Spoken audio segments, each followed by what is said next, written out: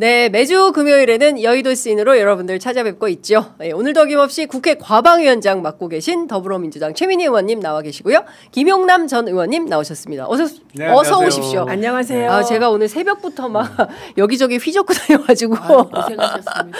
예, 기운이 딸리네. 더 바빠지신 거 아니에요? 바빠졌어요. 대통령실 기자단 이제 들어가셨잖아요. 근데 기자단이 이게 출입 기자와 등록 기자가 있더구만요. 저는 그걸 몰랐는데 차이를. 그래서 이제 중앙지 기자들 뭐 인터넷 포함해서 노무현 정부 때부터 출입했던 뭐 오마이 프레시안 여기까지는 이제 중앙지 기자들로 풀 기자단이 구성이 되고 2기자실, 3기자실인데 우리는 3기자실. 자리도 없어요. 그래서 그 큰 브리핑 룸에 그냥 앉아 있어요. 네. 아, 메뚜기를 해야 되는군요. 그러니까. 원래 자유석인데 자유석인데 왜 독서실이나 왜 학교 도서관 가보면 꼭 고시 공부하는 애들이 짱 받고 있죠. 막 무슨 담요 뭐 다 갖다 놓고 짱 박아 있잖아요. 딱 그렇게 돼 있더라고요. 근데 자유석인데 자리가 없어요. 그래서 그냥 저희들은 가방 메고 이브리핑 룸 갔다가 또 저기 백브리핑 하는데 갔다가 계속 아니면 카페에 앉아 있다가 뭐 이런 거여서 굉장히 열악해요. 일단 그거라도 어딥니까? 그렇습니다. 그것도 이재명 대통령이니까 가능한 거니까 일단 긍정. 그런데 거기에도 계급이 있다는 게 슬프네요. 네, 맞습니다. 이제 그 얘기는 조금 있다가 순서대로 해보도록 하고요. 그거 한 번에 정리하는 방법이 있는데. 뭐요? 그 대변실에 공지를 하나 붙여서 금요일 오후 6시까지 짐 정리 안 하는 건 수거해서 폐기 처분하겠습니다. 공지를 하나 딱 붙이면 돼요. 아이 좋아요. 그러면 싹 다시 걷어가잖아. 의원님 저기 대통령실 대변인 하실래요? 싹 정리 좀 해주세요. 네, 하여간 그 얘기는 제가 조금 이따가 해드리도록 하고요. 취재 편의점 응원해 주시는 광고주분들 계십니다. 그래서 그거부터 소개해드리겠습니다.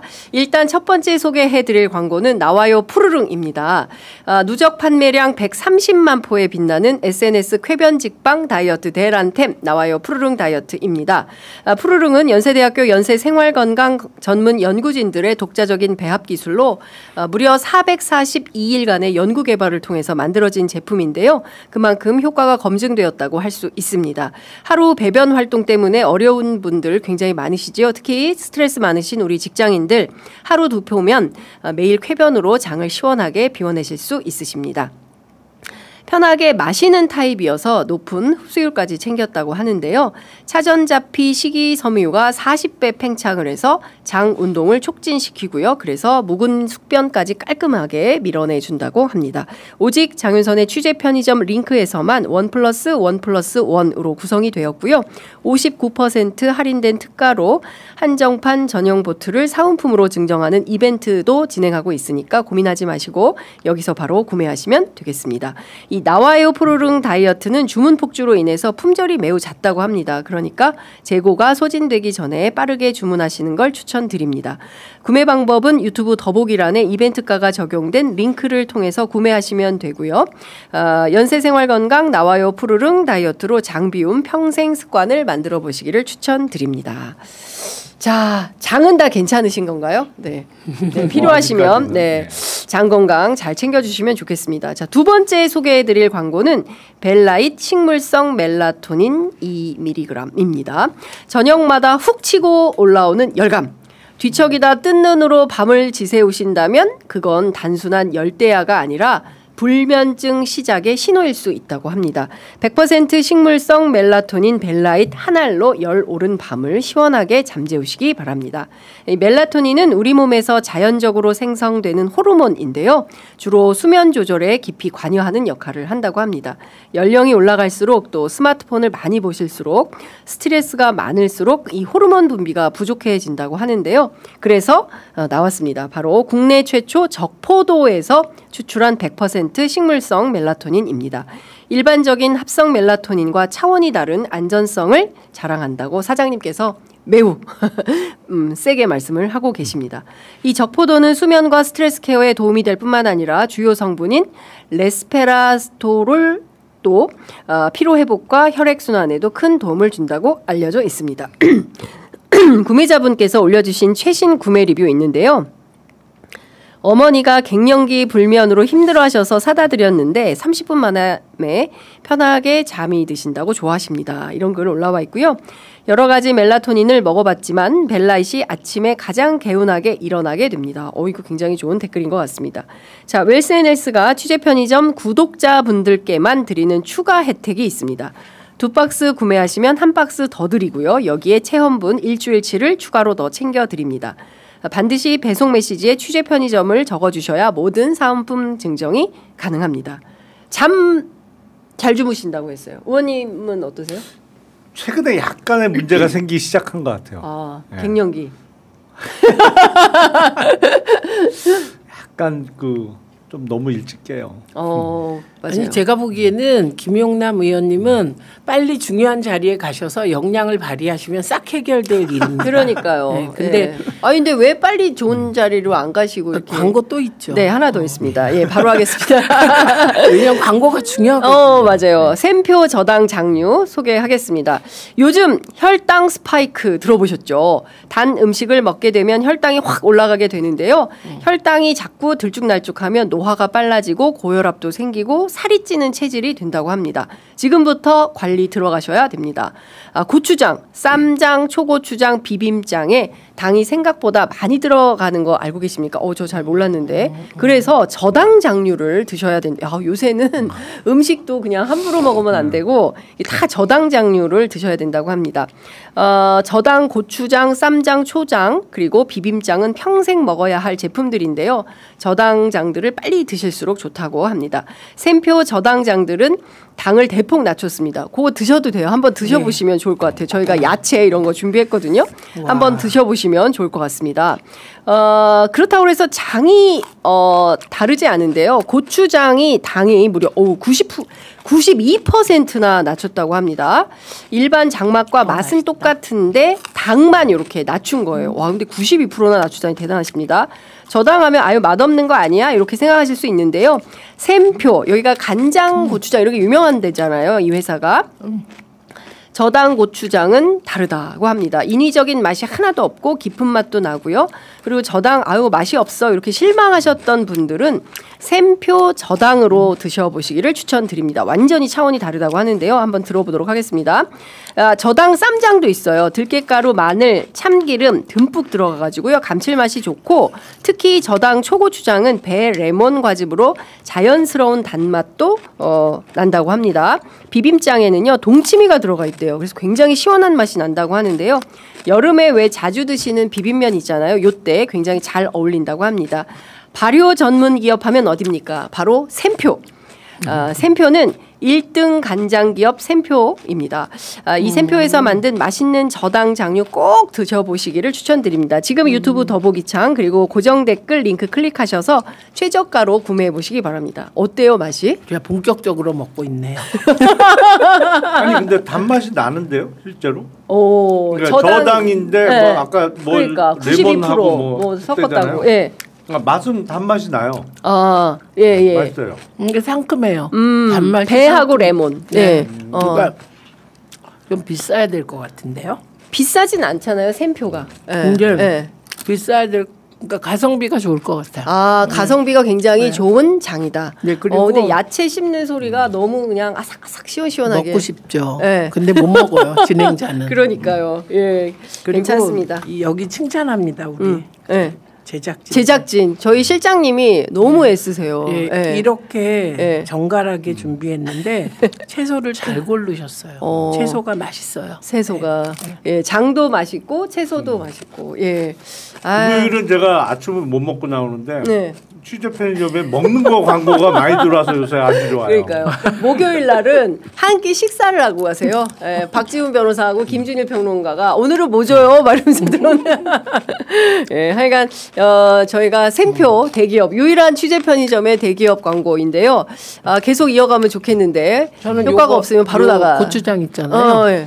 요거는 진짜 권해드리고 싶어요. 왜냐하면 우리가 회 같은 거 먹을 때, 회 먹을 때 그 회집에서 주는 고추장 있잖아요. 맞아요. 그게 저는 늘 공짜로. 너무 자극적이라 너무 달고 집에 와서 된장을 찍어 먹거든요. 그거 버리고. 근데 이게 자극적이지 않고 갑자기 오늘 저녁에 회를 좀 여기에 찍어 먹고 싶다 이런 생각이 드네요. 네, 오지러퍼님이 민생지원금으로 산 거 아니야? 라고 하셨는데요. 아니에요. 저희 회사 돈으로 샀어요. 민생회복지원금은 전부 개인이라서 저희가 할 수 없습니다. 맛있어요. 네, 아삭아삭 ASMR. 네, 좋습니다. 김용남 의원은 금감위원장 1순위 아닙니까? 대통령님 얼른 임명해 주세요. 두 분 의원님 존경합니다. 김용남 의원님 귀여우시대요, 의원님. 감사합니다. 네, 최민희 위원장님, 김용남 의원님 맛있게 드시네요. 아우 먹고 싶어요. 이렇게 채소가 맛있다니. 고기파신가 보다 이분은. 아, 곱창 먹고파. 곱창 먹고파님이 세상에 채소가 맛있다니 이렇게.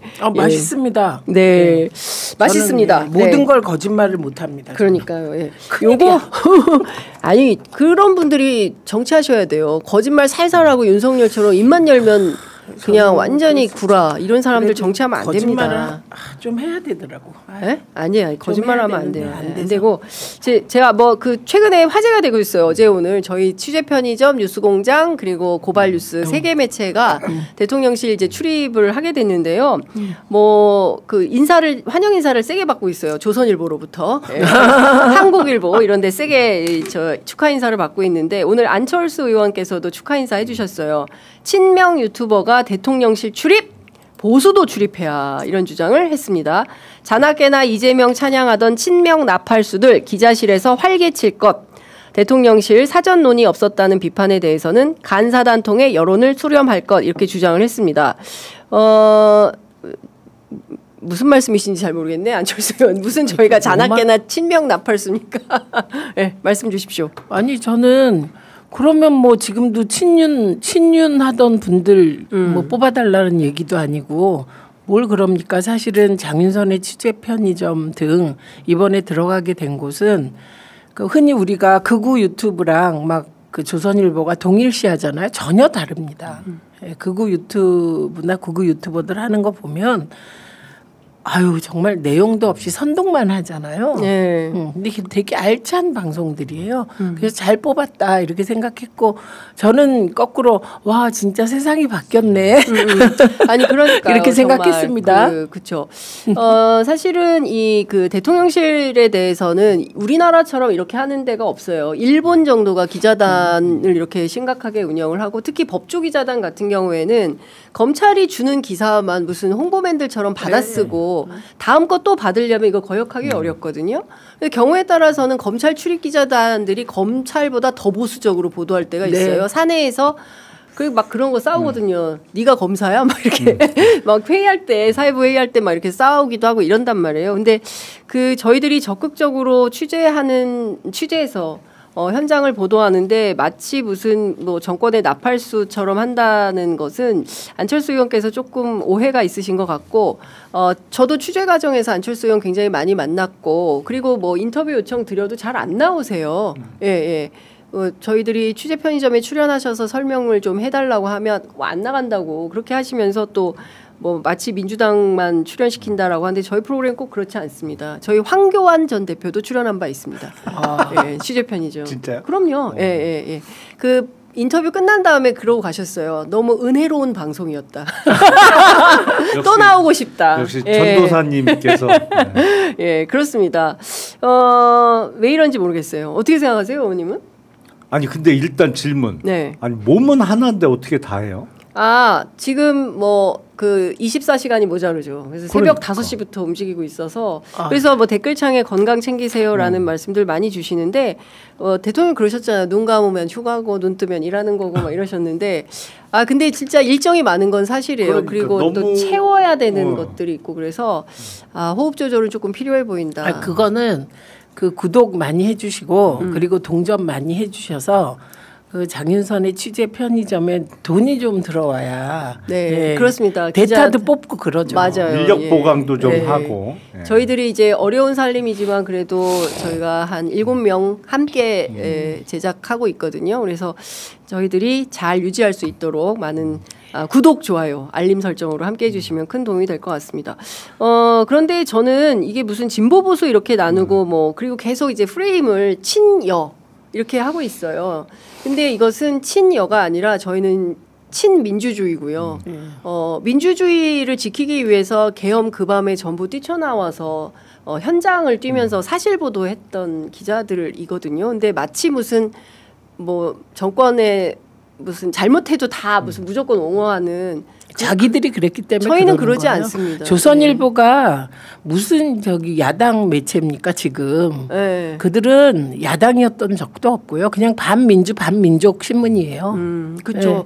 아니 김건희 씨가 폐간시켜 버린다고 그랬었는데. 네, 그 이후로 논조가 더 친 김건희로 바뀌었습니다. 저는 네. 그것보다 더 굴욕적인 일은 없다고 생각합니다. 아마 조선일보에 제대로 된 생각이 있는 기자들 같으면 그런 논조에 대해서는 굉장히 그 비판적으로 생각해야 되고요. 그리고 그 사람들은 왜 사주의 문제에 대해서는 침묵합니까?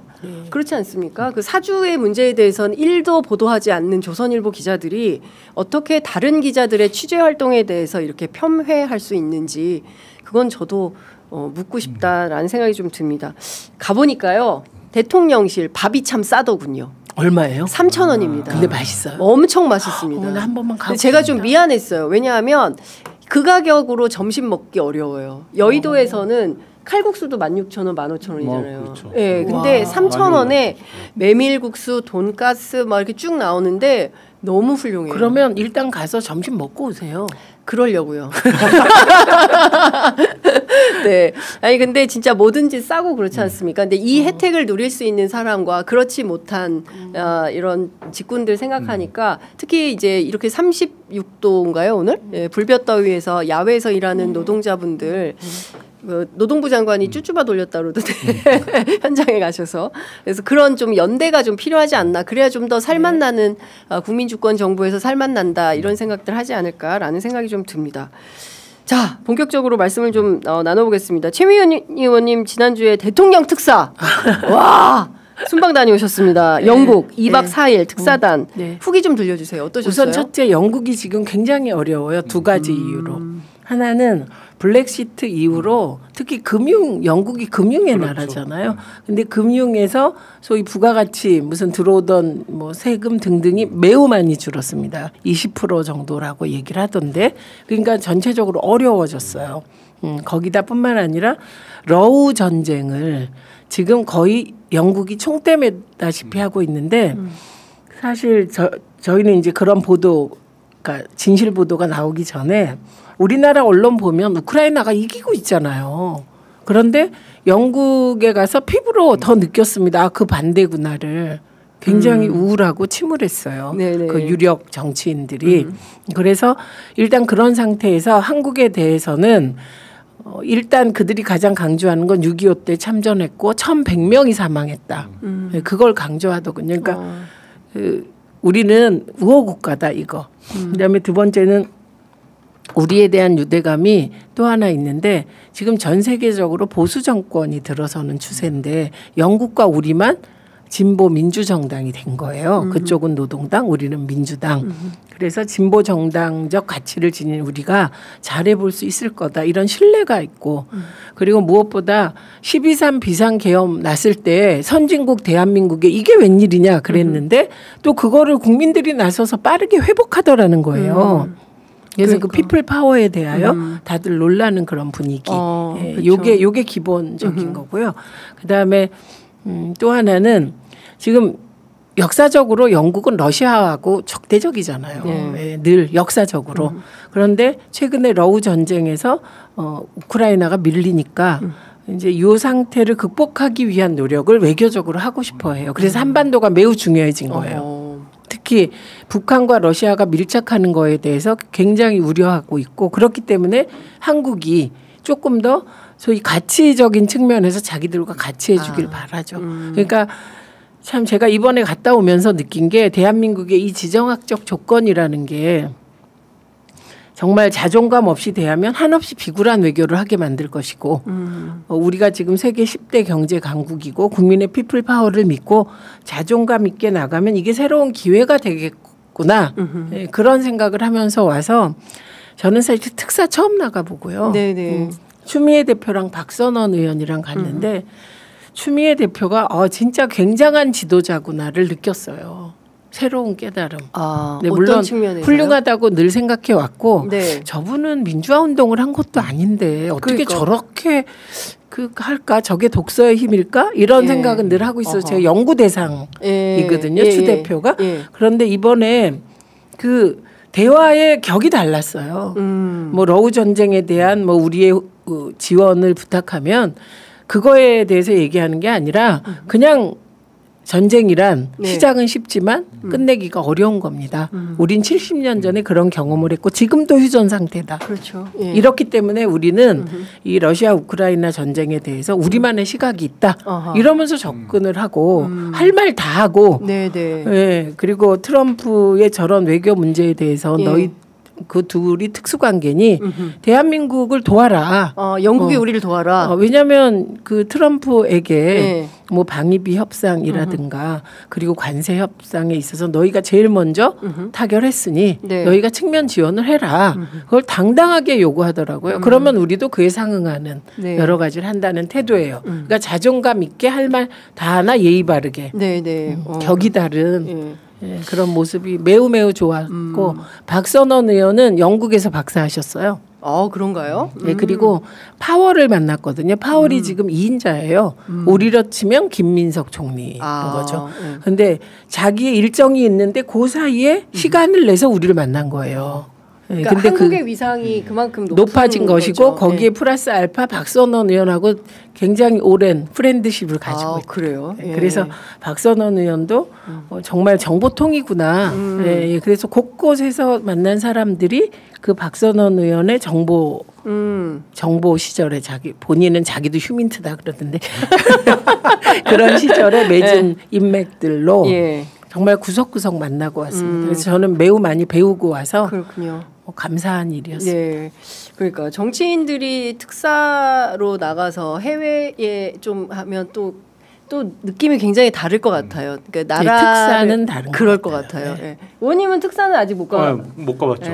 다음에 가시면 다음에 가시면 요번에 일정 보니까 일정은 부럽진 않아요. 이거 2박 4일. 그러니까 비행기 타고 갔다가 정말 일만 딱 하고 바로 돌아오는 비행기 안에서 2박을 해야 되는 일정인데 영국 보면 국가 지도자의 결정 자체가 저렇게 중요하구나. 사실은 블랙시트라는 게 그 데이비드 카메론 총리 시절에 그 투표에 붙이기로 결정을 한 거죠. 근데 그게 사실은 부결될 거라고 예상하고 붙였는데 통과돼 버리는 바람에 결국엔 거기서도 카메론 총리 본인의 정치 생명도 사실상 끝나는 결과가 왔는데 물론 저도 대단히 잘못된 결정이라고 생각을 해요. 본인의 어떤 정치적 위기를 해소하기 위해서 통과하기 위해서 그 국민투표에 이유를 탈퇴할지 말지를 붙이기로 한 결정이 잘못된 건데 잘못된 정도로 비교하면 사실은 비상계엄하고는 비교가 안 돼요. 비상계엄 완전 이건 정신 나가는 거죠. 이거는 완전히 그러니까 그 블랙시트 결정 때문에 영국이 저만큼 힘들어졌는데 더 어처구니 없는 비상계엄을 그래도 우리는 나름대로 잘 극복하고 있다라는 생각이 듭니다. 그렇죠. 근데 세계에서 굉장히 부러울 것 같아요. 이런 피플 파워 굉장히 질서 있고 그러니까 평화적으로 극적 반전인 거예요. 이게 무슨 일이야? 대한민국이 이제 망하는구나. 이런 느낌이었다는 거예요. 솔직히. 왜냐하면 계엄 딱 터졌을 때. 근데 어떻게 2시간 반 만에 계엄을 해제하냐? 그리고 그 계엄 해제의 동력이 국민들이 국회 앞에서 장갑차를 막아? 그것 때문에 또 이 나라는 정말 민주주의 복원력이 대단하구나. 그러니까 또 놀란 거예요. 그래서 반전이 일어났습니다. 진짜 민주주의에 관한 한 유럽에서는 이제 한국으로 와야 됩니다. K 민주주의 배우로 와야 돼요. 그러니까 그 2016년 촛불혁명 때도 독일 언론이 이제 한국 민주주의 하여간 공부하려면 이제 한국 가야 된다라고 했는데 우리가 또 이번에 빛의 혁명으로 완벽하게 성공한 시민혁명의 역사를 썼기 때문에 유럽이 굉장히 부러워할 만한 그런 혁명 아닌가 싶습니다. 어쨌든 뭐 굉장히 뭔가 좀 새로운 고급진 얘기를 하게 된 것 같아요. 아니 게다가 막 뭐 김건희 뭐 막 얘기하다가 대통령실 기자단 합류 기념으로 이렇게 고급진 얘기부터 그러니까 시작한 거죠. 상당히 고급스럽습니다. 저는 게다가 제가 막 오래전에 갔다 온 것 같은데 그게 불과 일주일 전이라는 게 맞아요. 일이 너무 많이 있어서 그런 것 같습니다. 그래도 우리가 또 본업으로 돌아가서 예, 특검 얘기는 이제 좀 반드시 해봐야 될 것 같다라고 생각이 좀 드는데요. 일단 그 윤석열 씨가 계속 재판에 안 나오고 있어요, 의원님. 이 걸석 재판이 계속 이렇게 진행이 돼도 되는 겁니까? 그 지귀현 판사는 왜 이렇게 그냥 그리고 다음 주부터는 또 휴가예요. 에? 약간 한심한데 사실은 이렇게 중요한 재판을 하면서 물론 그 법정 휴가 기간이 있어요. 그래서 2주를 설정해 놓습니다. 그러니까 정확하게 7말 8조에 그게 학원 방학 기간하고 정확하게 일치해요. 근데 애초에 2주를 설정했을 때는 일주일씩 쉬어라. 여름 휴가 다녀와라. 요때. 그랬는데 사실상 운영을 2주 쉬는 거로 운영하는 재판부들이 많아요. 그렇구나. 예. 근데 아니 쉴 수 있을 때 쉬는 거지. 바쁠 땐 못 쉬는 거죠. 그렇죠. 예. 이렇게 중요한 재판을 할 때는 못 쉴 수도 있는 거지. 이걸 휴가를 꼭 다 찾아 먹어야 돼요. 몰라 이러면 또 꼰대 소리 들을래나. 그리고 물론 형사 재판도 피고인이 2회 이상 불출석하면 걸석 재판으로 진행할 수 있습니다. 근데 그러면 이거를 전부 끝까지 걸석 재판으로 끝낸다고? 그것도 좀 이상해요. 적절해 보이진 않아요. 그래서 그 특검에 지금 어차피 공판관여도 특검이 하고 있으니까 특검의 요구가 있으면 구인영장을 발부해서라도 좀 법정에 한두 번은 데리고 와야 되는 거 아닌가? 꼭 물어봐야 될 사항이 있을 거예요, 분명히. 그러니까요. 제가 우선 저는 뭐 내용은 뭐 너무 잘 아시니까 의원님하고 이병철 변호사가 윤석열이 재판에 출석할 것인가 안 할 것인가를 놓고 입장이 갈렸던 방송이 있습니다. 제가 그 방송을 봤어요. 그런데 의원님은 안 나올 거다 저자가 그랬는데 이병철은 나올 거라 그랬거든요. 근데 그 이병철 변호사가 말을 굉장히 빠르게 많이 하잖아요. 그리고 우리가 잘 듣지 못하던 정보도 일부 있어요. 그래서 제가 김용남 의원님이 이병철 의원하고 이게 전망이 다르니까 누가 맞을까? 근데 의원님이 맞았다고. 제가 오늘 이 얘기 꼭 하려고 그랬어요. 의원님이 더 그 윤석열의 생리라든가 그걸 더 잘 알고 계시구나 이렇게 느꼈죠. 그러니까요. 아주 단호하게 얘기하더라고. 이병철 변호사 스타일이 말을 단호하게 하는 스타일이에요. 맞아요. 저희 프로그램 나오실 때도 그러셨는데 여튼 그 안 나올 거라고 예측하시는 이유가 있잖아요. 전직 검사로서 촉도 있고 그렇지 않겠습니까?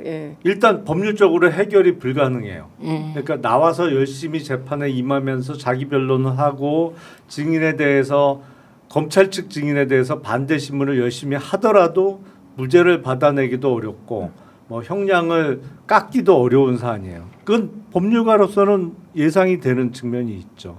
그렇기 때문에 그럼에도 불구하고 전직 국가 원수로서 법 질서에 대한 존중의 자세를 보여준다는 측면에서 나와야 되는 게 맞는데 그런 스타일이 아니거든요. 그냥 모르겠다. 배째라. 난 모르겠다. 어차피 이거 법률적으로 해결 안 될 거고 나중에 뭐 정치적으로 큰 변동이 있으면 요행수로 뭐 그때 사면복권이나 바라든지 뭐 그거 외에는 방법이 없어요. 그쵸. 본인 입장에서. 맞습니다. 그러니까 그냥 배째일 거예요. 지금 상황을 보면 본인이 뭐 나 하나로 족하다 뭐 이런 메시지를 느닷없이 내고 김건희 출석을 앞두고 그리고 지금 국민의힘은 흘러가는 상황을 보면 윤 어게인으로 가는 거 아니겠습니까? 한동훈의 불출마 막 이런 걸로 볼 때 김문수 가능성이 높고 그러면 이제 전한길 씨 같은 사람들이 당을 장악하게 되는 거잖아요. 근데 전한길은 피선거권이 일단 없으니까 그렇죠. 장악을 하면 차라리 저쪽도 정비라도 되는데 이게 지도부에는 못 들어가면서 변죽을 계속 그 윤 어게인으로 울리는 그러니까 아주 더 나쁜 상황이라는 거예요. 저는 이게 그러니까 우리는 그러니까 저렇게 싸우고 지지고 볶고 이게 저게 민주적으로 보이나요? 아니잖아요. 그렇죠. 그러니까 저건 뭐냐면 한동훈은 또 지금도 내가 국회의원이 아닌 것, 내가 그때 공천 안 받은 것, 그거 엄청 후회하고 있을 거예요. 지금 못 나가는 핵심도 사실 국회의원 아니라서 못 나가는 거예요. 내용을 보면. 한동훈이 국회의원 현역이었다면 상황은 완전히 다르다. 힘이 실린다. 네. 그러니까 지금은 힘 실리는 게 그냥 친윤밖에 없어요. 근데 그 친윤이 권성동도 그다음에 이철규도 지금 전부 다 내란 혹은 그렇습니다. 그 뭐니 건진 혹은 막 이상하게 정말 입에 올리기 싫은 그런 일들과 연루되어 있지 않습니까? 네. 그러니까 저런 혼란은 계속 갈 수밖에 없는 조건이고 그러면 이제 한동훈이 예. 예를 들면 뭐 가치지향의 사람이라면 신념의 사람이라면 승부수를 던질 텐데 그런 사람이 한 명도 없는 거예요. 국민의힘에. 네. 그러니까 이제 이 소위 얘기하는 비윤 반윤은 리더십이 없는 것 같고 네. 결국에는 친윤이 다시 리더십을 장악하게 될 텐데 그럼 이 안에서 뭐 혁신연대 한다고 주장하지 않습니까? 한동훈, 뭐 안철수, 뭐 조경태, 오세훈 뭐 이렇게 혁신연대를 한다는데 어떻게 보세요? 이분들이 뭐 반분이라도 좀 할 수 있겠습니까? 그 당 안에서? 힘들죠. 네. 사실은 이번 전당대회는 김문수, 안철수 결선 가능성이 높다고 보는데 두 사람의 결선 가능성이 높다고 보는데 네. 지금 이 상황이라면 김문수 후보가 당대표가 될 겁니다. 결선에 안철수 의원이 올라가더라도 네. 그렇게 되면 김문수 후보의 그 어정쩡함 그러니까 탄핵에는 반대하는데 그렇다고 내란이 옳았던 거는 아닌 것 같은 느낌? 뭐 이거로 그냥 갈 거예요. 그러니까 대선 전에 그 이도저도 아닌 어정쩡함을 갖고 당을 이끌 텐데 그래 갖고는 수습이 될 리가 없죠. 그리고 김문수 후보도 물론 더 극단적인 주장을 하는 사람이 있어서 그렇지 기본적으로 친윤이에요. 네. 친윤인 걸 부인할 수는 없어요. 거기 그 한계가 너무 뚜렷하거든요. 네. 그 상태에서는 뭐 내년 지방선거 때까지 유지는 되겠습니다만 사실은 채 1년 임기가 안 되는 당대표라고 봐야겠죠. 지방선거 참패하고 나면 또 물러나야 되고 이제 이번에 한동훈 전 대표가 불출마 선언한 거는 내년을 보겠다는 얘기겠죠. 내년을 보겠다. 근데 그 소위 반윤연대라는 사람들을 한 명 한 명 보세요. 안철수 그 민주당에 있다가 본인이 정말 개혁 정치를 할 기회가 있었는데 그냥 민주당에서도 가장 보수와 손을 잡다가 그러다 결국은 국힘으로 넘어가서 본인이 처음엔 새 정치를 들고 나왔다가 가장 극우적인 정치 집단과 손잡은 거잖아. 완전히 흠집 100. 오세훈.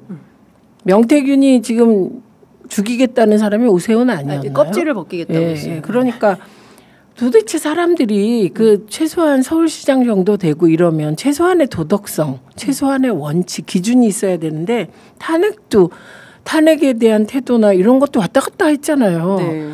그러니까 그리고 한동훈은 이 사람이 제일 문제인데 윤석열의 부하였잖아요. 그렇습니다. 윤석열식으로 얘기하면 부하였잖아요. 행동 대장이었잖아요. 그러니까 사실은 뭐 무슨 개인적인 무슨 뭐 원한이라든지 뭐 그런 것 때문에 지금은 반윤이지만 본래 뿌리가 정치검찰 친윤 부하이잖아요. 그러니까 미래가 없는 거예요, 전부. 그리고 김문수 잘한다니까요. 제가 지역에서 그 같이 운동하시지 않았냐. 좀 봐줘라 이래요. 그래서 제가 그때 김문수와 지금 김문수 완전히 사람이 180도 바뀌었다. 그렇게 얘기를 하거든요. 그러니까 제가 저 당에서 가장 정상이라고 보는 사람이 유승민인데 이분은 이제 존재가 없어졌어요. 그러니까 존재감이 없어졌다. 네, 없어요. 그리고 지금도 뭐 그래도 뭐 이번에 같이 만났던데요. 이렇게. 만나긴 했는데 뭐 가장 언급도 안 되더라고요. 그러니까 이게 참 저쪽이 특이한 집단이구나. 민주당은 그래도 정신을 쭉 주장하고 가치를 주장하면 그 사람이 결국은 당권을 잡거든요. 가장 예를 들면 불이한 세력과 싸우면 그 사람에게 권위가 실리는데 저쪽은 그것도 없구나. 그럼 도대체 어떻게 하겠다는 건가. 이런 생각이 들죠. 그러니까요. 근데 제가 보기에는 뭐 차라리 딱 정당 해산을 해버리고 처음부터 다시 시작하는 게 낫겠다라고 얘기하시는 분도 계시더라고요. 당에 국민의힘은. 그렇긴 한데 네. 그것도 뭐 그 정치적인 어떤 뚜렷한 의지 내지는 에너지가 있어야 가능한 작업이기 때문에 네. 국민의힘은 기본적으로 각자 도생이에요. 그렇기 때문에 그렇게까지 어떤 큰 기획안이 나올 것 같지는 않고 네. 타의에 의해서 국민의힘이 점점 쪼그라들면서 제3세력이 부상할 수는 있겠죠. 그러니까 다음 총선에 네. 2028년 총선에 근데 글쎄 그거는 뭐 어떻게 될지는 두고 봐야 되겠습니다만 네. 국민의힘이 자생적으로 살아나기는 쉽지 않은 구도인 거는 분명해요. 왜냐하면 인적 구성 자체가 너무 영남에 치우쳐 있고 그리고 영남 의원들 중에서도 개인적으로 역량이 좀 뛰어난 사람이 많으면 괜찮을 텐데 네. 그게 안 보이거든요. 그러니까 하여튼 국민의힘 내부 상황은 그런 것 같고요. 윤석열 정부 때 언론이 진짜 핍박을 많이 받았어요. 그래서 관련해서 최근에 조현 외교부 장관이 특히 바이든 날리면 소송 관련해서 MBC에 대해서 사과했습니다. 그리고 모든 정부 부처에 이렇게 소송 걸려 있는 것들 다 취하한다라는 건데 이진숙 방통위원장이 그걸 맡고 있다. 막고 있다. 네, 뭐 그런 언론 보도가 있어요. 막을 힘이 없어요. 그건 막을 힘은 없고 다만 이제 답답하신 지점이 이런 걸 것 같아요. 왜 이진숙 수사는 안 하지? 류일임은 왜 이렇게 수사를 안 하지? 그렇죠. 그 결과는 왜 안 나오지? 이런 건데 예. 제가 늘 당에서도 방송장악 국정조사 하자 그러면 저에게 이렇게 물어요. 방송장악 국정조사하고 최혜병 국정조사하고 어느 게 더 시급합니까? 둘 다를 못하고 하나만 해야 된다면 최 의원은 뭘 택하겠어요? 그래요. 그럼 저는 당연히 방송장악 국정조사죠. 네. 라고 하면 다수의 의원들이 최혜병 국정조사가 선행돼야 한다고 생각하는 이런 것 때문에 지금도 특검이 막 진행되는데 네네. 지금 모든 관심사가 그쪽으로 달려가잖아요. 네, 내란 특검, 김건희 특검 이렇게. 예. 그렇기 때문에 상대적으로 수사가 더딜 뿐이지 거기까지 안 갈 수가 없다. 예, 답답해도 좀 지켜봐 주시라. 예, 이렇게 말씀드릴 수밖에 없고 오늘 보니까 네. 통일교가 네. YTN을 인수하려고 노력하고 로비하는 과정에서 건진하고 나는 대화 중에 피바람이 불어도 그러니까요. 좋다. MBC 죽일 거다. 맞습니다. 그러니까 우리가 뭐 생각했던 MBC 죽이기가 방송 장악의 마지막 방점이다. 이게 윤석열이 하는 거다. 그건 진짜 맞는 거죠. 그러니까 권진의 입을 통해서 확인이 됐는데 이거 밝혀내야죠. 그래서 방송장악 국정조사와 YTN 국정조사는 꼭 할 거다. 예, 시가 더디더라도 갈 거다 우리는.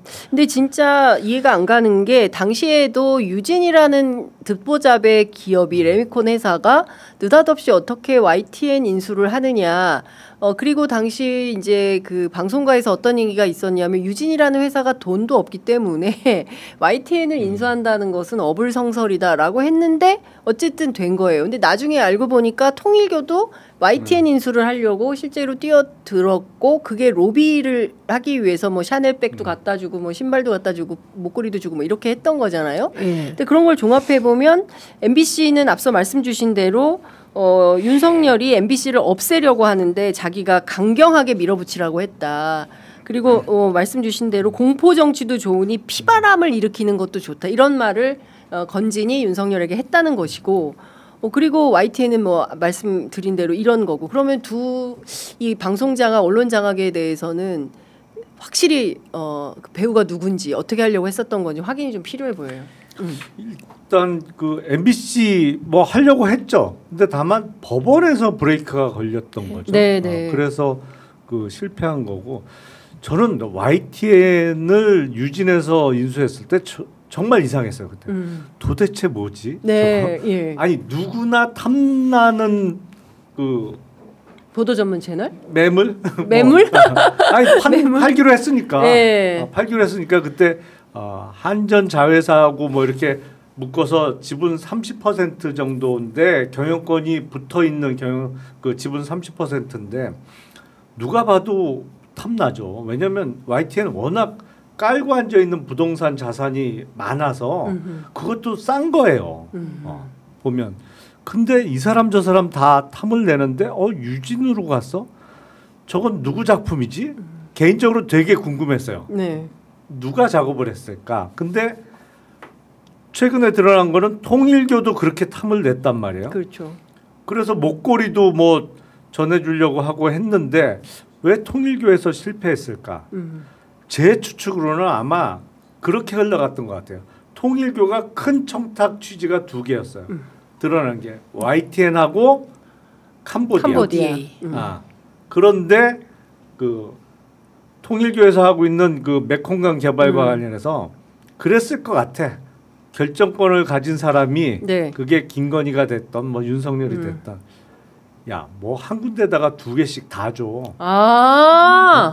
하나만 해, 니네. 응? 그래서 캄보디아도 커. 그거만 해도 야 고마운 줄 알아야지. 그래서 그렇게 하면서 YTN은 다른 데로 가는 거로 정리되지 않았을까라는 생각이 듭니다. 그래서 제가 계속 무슨 얘기를 했냐면 YTN을 해보고 싶은 데가 여러 군데가 있었어요. 그런데 지금 통일교만 드러나고 있을 뿐이에요. 왜냐하면 그건 김건희에게 로비를 하는 과정이 드러난 거잖아요. 그렇죠. 그래서 ODA와 관련하여 그러니까 보통은 의원님 말씀대로 이 두 개를 어떻게 다 주냐 이렇게 될 것 같아요. 근데 저는 ODA와 관련해서는 그냥 ODA가 아니고 그 캄보디아 ODA 금액이 대폭 늘어나잖아요. 그렇죠. 이 부분은 또 다른 의혹이 생길 수 있다고 생각해요. 그렇죠. 그 거기서 나오는 떡고물, 그 큰 떡고물이 어딘가 흘러갔을 가능성도 있다고 생각해요. 그러니까 지금 그 정무위의 민병덕 의원은 어떻게 의심을 하냐면 그 ODA뿐만 아니라 차관 있지 않습니까? 차관에서 이게 그냥 그 돈을 687억 원인가라는 돈을 그냥 차관으로 주는데 어떤 용도 이를테면 뭐 다리면 다리, 병원이면 병원, 학교면 학교 목적에 맞게 돈을 쓰는 게 아니라 알아서 쓰도록 했다. 이것이 바로 김건희의 페이백 아니었겠냐. 그런 의혹이 수사가 돼야 된다. 그렇죠. 그런 거 하나 말씀드리고 그럼 여러 명이 YTN 그 30.7% 마사회와 한정 KDN이 가지고 있는 그 지분을 놓고 인수하겠다고 나섰을 거 아니에요. ABC가 있었을 거라고요. 그런데 김건희를 통하여 통일교가 막 로비하고 이런 거 몰랐겠어요? 다 알아요. 다. 우리만 나중에 아는 거지. 그러면 고기를 틈타서 누군가 하나가 유진을 민 거잖아요. 그렇죠. 그런데 요 유진으로 결정되는 과정에 관여한 사람이 이동관과 이상인이에요. 이동관과 이상인. 이동환, 김홍일, 이상인인데 김홍일은 좀 어정쩡하게 있다가 갔고 이동관은 다 해놓고 마지막 그 방망이를 안 두들겼어요. 못 두들긴 건가요? 쫓겨나서? 아니요. 안 두들긴 거지. 시간은 있었어요. 근데 연기를 해버렸어요. 그 회의를. 그거가 있고. 근데 이상인이 이걸 이제 최종적으로 두들겨서 우리가 이 사람을 이제 국정조사에 계속 불러내는 거죠. 청문회에 계속 불러내 왔어요. 그런데 그럼 이상인이나 이동관일까? 그래서 저는 제3의 인물이 있다고 생각하는 거예요. 제3의 인물이 또 있다. 네, 제3의 인물이 있고, 그 제3의 인물은 그때 용산 내에 아주 유력자일 것이고, 그리고 그 뒤에는 기재부 관료들이 있지 않았냐라고 제가 계속 의심하고 있어요. 그리고 실제로 유진그룹과 그 누구지 최상목인가? 정말 사라졌네 그분도. 최상목. 그 무슨 고교 동창인가 뭔가 있다는 얘기를 들은 적이 있어요. 유진과 최상목. 유진의 핵심 관계자와 무슨 관계가 고교 동창인가 뭐 대학 동기인가 뭐 이런 얘기가 한참 돌았거든요.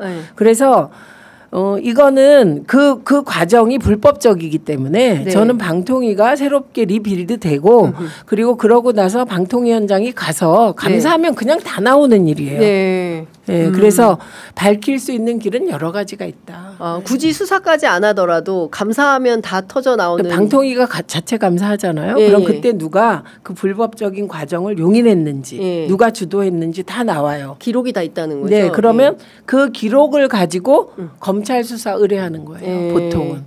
의원님께서 의심하시는 제3의 용산 인물은 누굽니까? 저는 제가 의심하는 건 당시의 비서실입니다. 대통령실 비서실장입니다. 제가 의심하는 거예요. 그냥 비서실. 네. 누가 실장이었더라? 저는 갑자기 실장이 처음부터 의심했어요. 네. 그리고 사라진. 초기에 저는 늘 김태효와 그분을 의심했어요. 가만 있어봐. 누군지 갑자기 생각이 안 나요. 의원님 빨리 말씀해 주세요. 비서실장 초기에 22년에서 윤석열 23년. 정부의 초대 비서실장은 김대기 실장이었죠. 김대기. 예. 김대기. 그건 팩트니까. 그렇죠. 네. 그냥 팩트까지만 얘기하는 거죠. 알겠습니다. 요것도 상당히 센 프로젝트가 될 것 같네요. 요것도 그러니까 이게요. YTN 방송국 하나를 준 공영 방송을 갑자기 민영화하는데 그러려면 공론화 과정도 필요하고 그렇습니다. 뭐 필요한데 그런 거 없이 군사 작전 하듯이 밀어붙였잖아요. 그렇죠. 맞습니다. 쫙 밀어붙였잖아요. 그때 한전 쪽인가 어디서 안 팔고 싶어 했어요. 좀 미적거렸어. 마사회도 그랬어요. 마사회도 뭐 그렇고 뭐 했는데 그걸 그냥 밀어붙였잖아요. 그렇죠. 제가 이제 의장님이 그러셨어요. 그 원내가 합의하면 YTN 국정조사 가는데 여야 합의라고 그래서 이게 여야 합의 안 될 것 같은데 여야 합의가 될 일입니까? 그렇습니다. 제가 막 그랬을 때 물론 의장으로서 그건 맞는 자세라고 생각해요. 국정조사는 여야가 합의해서 하자. 그런데 지금의 저 야당이 합의해 주는 야당이냐고요. 그냥 윤석열, 김건희 호위무사 부대잖아요. 그러니까 그게 불가능한 상황에서 계속 주장하실까? 뭐 이런 생각은 듭니다. 근데 사실 국민들 입장에서 볼 때는 YTN이라는 엄청난 그 24시간 보도 전문 채널을 그냥 뭐 콩고물에 그냥 그렇게 후루룩 말아가지고 한다는 것 자체가 납득하기 어렵고 처사죠. 불법적 요소가 있고 그리고 제가 지난번에도 말씀드렸는데 방통위가 그 최대 주주 변경 승인을 해주는 거예요. 그런데 그 과정을 감사할 수 있어요. 그래서 불법적 요소가 있으면 취소할 수 있어요. 방통위 차원에서 취소할 수 있어요. 그러면 유진이 이제 철수해야 되는 상황으로 갈 수 있다. 갈 수 있습니다. 그러니까 이런 거를 두려워해서는 안 돼요. 그리고 이미 그 경인민방 있잖아요. 네네네. 그 경인민방 이전에 인천방송인가 뭐 있었어요. 그 방송에 제어가를 취소했었어요. 방송위원회가. 맞습니다. 왜냐하면 문제가 많아서. 그래서 그게 경인민방이 되기까지 진통이 있긴 했는데 어쨌든 주주가 바뀌었어요. 그 과정에서. 이런 일은 있는 거고 그다음에 우리가 봤잖아요. 대선 때 왜 YTN을 그렇게 급하게 사용화했냐. YTN 보면요. 정말 친윤의 극치였고 친 김문수의 극치였어요. 보도가. 지금도 좀 그렇습니다. 지금도 그 경향은 유지되고 있는 거거든요. 그래서 저는 자꾸 민영화가 대세고 뭐 MBC도 민영화하자. 그걸 뒤로 숨겨놓고 뭐 방송통신부 독임제 만들어서 뭐 미디어 산업을 진흥하자 이런 분들은 정말 깊이 생각해 보셔야 돼요. 현실을. 이걸 왜 독임제로 갑니까? 그게 우리가 방송위원회 만들려고 얼마나 많은 방송인들이 투쟁했으며 방송통신위원회까지 가는데 정말 정청원의 의원과 제가 제가 사랑하는 노무현 대통령님과 맞서면서 위원회를 지켜 놓은 건데 이게 위원회 아니었으면 MBC 그냥 장악됐습니다. 그렇죠. 만약에 독임제 하에 공영방송위원회 하에 MBC 규제권이 있었으면 바로 그냥 일사천리로 뭐 한 달이 뭐야 2주면 끝납니다. 2주. 그렇죠. 절대로 방송과 관련해서는 독임제 행정기구는 안 되는 거고 합의제 행정기 누가 될지 몰라야 돼요. 맞아요. 그리고 누가 될지 알 수 없어야 됩니다. 그래야 자율성이 생기는 거예요. 독임제로 가면 달라지는 게 가장 달라지는 게 현역 의원이 장관 갈 수 있다는 거예요. 현역 의원이 방송정책 쪽에 장관 가면 됩니까 그게? 안 되는 건 안 되는 거다. 민주당이 혹시 갈 수 있게 되면 가장 유력한 장관 후보가 되실 텐데. 그런데 의원님 장관 그렇게 되면 안 된다고요. 안 된다. 위원회 구조로 가야 됩니다. 그다음에 저는 사업자들이 로비력이 센 사업자가 늘 어떤 생각하는지 다 알아요. 제가 1, 2년이 아니잖아요. 이게. 어떤 생각을 하는 거냐면 5명의 위원회, 방송위원회는 9명이니까 자기들이 로비를 하려면 너무 힘든 거예요. 9명을 다 설득해야 되잖아. 5명을 설득해야 되잖아. 장관은 1명 딱 약점 잡고 흔들면 보도 기능 있는 방송사. 그냥 자기 뜻대로 되는 거예요. 그래서 그러지 말라고 위원회 한 거예요. 그렇죠. 예. 그런데 미디어 학회가 갑자기 미디어 3학회가 예. 독임제를 주장하는 거예요. 여태까지 독임제 때문에 독임제식으로 이진숙 씨가 운영을 해가지고 문제라고 그렇게 목이 아프게 얘기를 했는데 아니 방송 3학회는 안 싸웠죠. 아 그러네요. 그 과정에서 안 싸웠죠. 독임제 비판하는 거는 취재 편의점이었대. 아니 독임제 비판은 다 비판하죠. 네. 그리고 이게 결정적으로는 이게 시기마다 어떤 정책을 결정하는 핵심 키워드 즉 시대 정신이라는 게 있잖아요. 지금의 시대 정신은 네. 방통위 정상화. KBS 정상화. 맞습니다. 예, 정상화지. 네. 갑자기 여기서 단계를 뛰어넘어서 무슨 미디어 산업 진흥을 위하여 독임제로 가자. 이게 얼마나 논리적 모순입니까? 그렇습니다. 그래서 예. 저는 그건 아니라고 일단 생각합니다. 원위치 해야 됩니다. 네, 일단 원위치. 근데 그것도 갑자기 궁금하네요. 우리 파우치박 선생님. 예, 그분은 계속 사장님 하십니까 KBS? 이게요, 여러분이 그를 사장으로 하고 안 하고는 네. 내부 구성원들과 이사회가 결정하는 거예요. 새로 구성될 이사회가 네. 파우치박의 이 체제는 안 돼. 사장 다시 뽑을 거야. 네. 이제 이렇게 결정을 하면 파우치박도 응모할 수 있어요. 본인도. 네, 그렇죠. 그런데 자율적으로. 이사회에서 쏙닥쏙닥하면 네. 혹시 민주당 쪽에서 파우치박이 또 딜을 해올 수 있지 않습니까? 정치 무섭다. 그분 대학 출신들. 그럴 수 있죠. 친한 친구들, 뭐 민주당에 없겠습니까? 고등학교 동창들, 네. 중마 고우들이 벌써 일부 움직인 거 아닙니까? 근데 제가 침묵합니다. 이 부분은. 그런데 그래서 또 이사회의 사장 추천 권한을 그대로 주면 어떤 일이 생기냐? 아무리 뭐 잘 구성해도, 네. 예, 인맥이 다 통해서 거기서 그럼 이번엔 그냥 그 파우치로 가자 이런 결정을 할 수도 있는 거예요. 그래서 사장 추천위원회를 100명 이상의 시민이 여론조사 표본 추출 방식으로 해서 뽑게 만든 거예요. 네. 그럼 파우치박은 그 100명의 시민들에게 답해야 돼요. 너 왜 그걸 파우치라고 했니? 그러면 점수 주겠습니까? 그러니까요. 예, 그러니까 이번에는 이사회를 다양하게 구성한 것도 이번 방송 3법의 특징이지만 더 중요한 것은 100명의 사장 추천위원회를 일반 시민들이 그것도 민주적 공론화 방식으로 쫙 얘기하고 나면 자기 포부를 얘기하고 난 후보가 그러면 민주적으로 토론해서 점수 줍니다. 그럼 그 과정에서 파우치 점수가 나오지 않겠습니까? 사실은 이게 이제 길고 험난하지만 민주주의를 하는 방법이고 그럼요. 과정입니다. 네. 그런데 또 뭐 그런 주장들이 취재하니까 있더라고요. 국정기획위원회 주변에서는 우리가 열심히 정권 교체했는데 뭐 민주당이 좀 추천하고 이런 사람이 방송사 사장이 돼야지 아닌 엉뚱한 사람이 되면 어떡하냐 뭐 이런 주장을 하시는 분도 봤어요. 그런 분은 대통령 뜻과 너무 다른 겁니다. 대통령께서 가장 강조하셨던 건 윤석열 같은 극악한 대통령이 다시 들어서더라도 건드릴 수 없는 최대한 건드릴 수 없는 그런 방안을 다 만드는 것을 원하셨고 저희가 보기에 그건 사장 추천위원회예요. 네. 그런 사람들 때문에 문제인 겁니다. 그래서 저희가 이렇게 감시를 하고 있는 겁니다. 그리고 이름 대고 얘기하세요. 공개적으로. 저하고 맞짱 토론해요. 그런 분들. 알겠습니다. 근데 자꾸 조선일보가 우리더러 친여 매체라고 이렇게 비판 세게 하는데 저희 보고 비판하시기 바랍니다. 저희 프로그램 보시고. 그냥 잘하는 건 칭찬하고 못하는 건 비판하는 방송입니다. 그러니까요. 그래서 욕도 많이 먹습니다. 이제 마무리를 해야 될 것 같습니다. 아니 검찰 간부들 검찰개혁 좀 여쭤봤어야 되는데 시간이 없어가지고 요거까지만 들으세요. 요거까지만 딱 저도 궁금했어요. 요거 의원님 전문 분야라. 전문 분야라. 지금 싹 다 그만두겠다는 거 아닙니까? 검사장급들?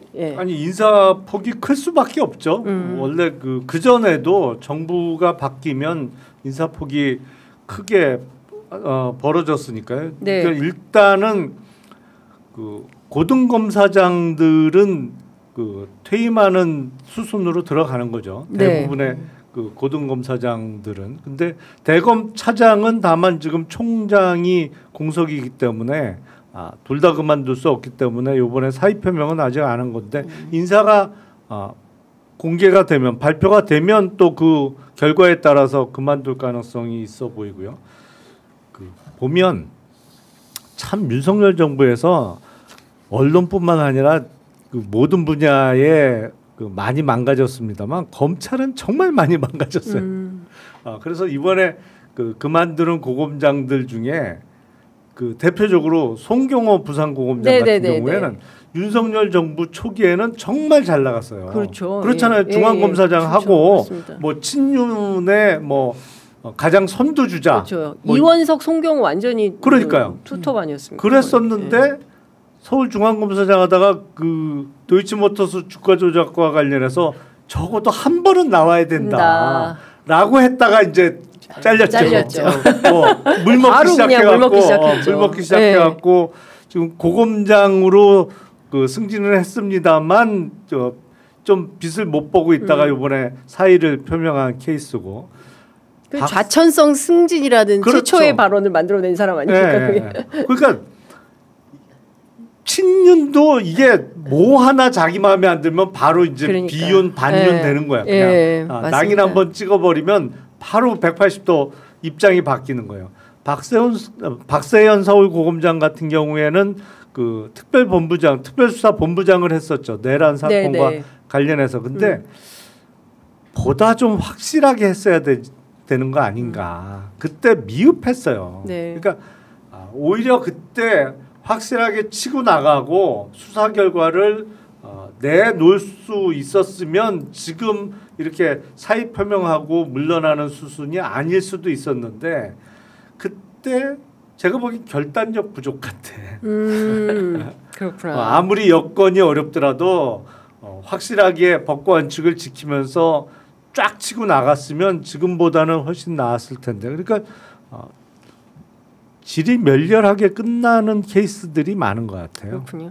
어쨌든 지금 검찰청이 이제 문을 닫았습니다라는 뉴스 보도를 추석가는 그 귀향길에 들려드리겠다라는 게 정청래 후보의 그거는 박찬대 후보도 마찬가지 똑같은 건가요? 후보 다 추석 전에 해결하겠다요. 근데 이건 무슨 얘기냐면 일단 검찰청 폐지하고 가겠다는 거예요. 그 법을 통과시키겠다는 거예요. 그 그런데 통과시키겠다? 되게 조직 개편해야 되잖아요. 그래서 유예 기간이 1년이에요. 그러니까 검찰청이 폐지될 겁니다라는 소식을 드리겠다는 거죠. 알겠습니다.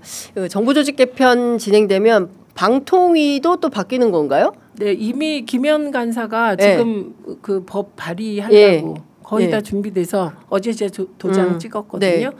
그러니까 방통위를 지금 시대 변화를 감안하여 시청각 미디어 통신위원회로 바꾼다. 시청각 미디어 통신위원회. 그래야 신문이 빠져요. 신문은 문체부 소관이거든요. 늘 신문이 도대체 어디 소관이냐. 네, 문체부 소관입니다. 방통인 줄 알았는데 과방인 줄 알았더니 문체위다. 알겠습니다. 아유, 두 분 말씀 오늘 여기까지 듣도록 하겠습니다. 오랜만에 동접자가 잘 나온 것 같아서. 그렇습니까? 좀 더 힘을 내서 가보도록 하겠습니다. 다음 주엔 좀 더 올려야 되는데. 좀 더 올려주시기 바랍니다. 오늘 두 분 말씀 잘 들었습니다. 고맙습니다. 고맙습니다. 감사합니다.